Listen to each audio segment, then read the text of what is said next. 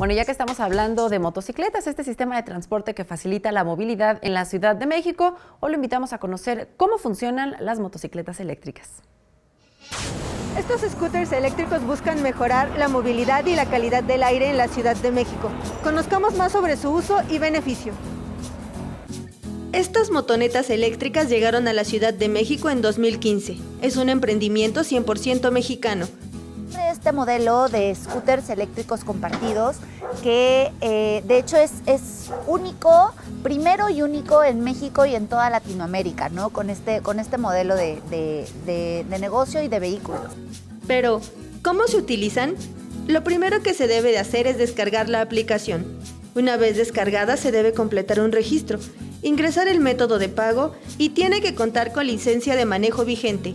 Una vez que se hayan mandado los datos, se ofrece la opción de tomar cursos para manejo, puede ser presencial o en línea.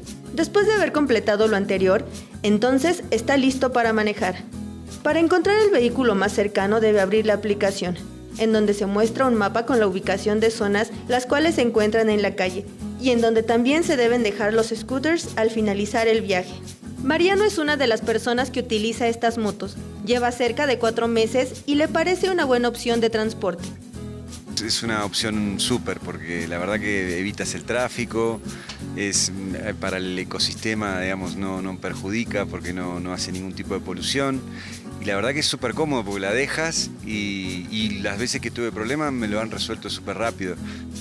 Los scooters se encienden y apagan por medio de la aplicación.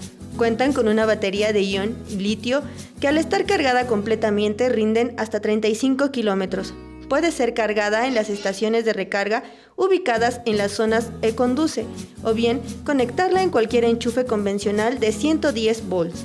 En caso de algún accidente o robo, los usuarios cuentan con un seguro de gastos médicos por la suma de 100,000 pesos por evento.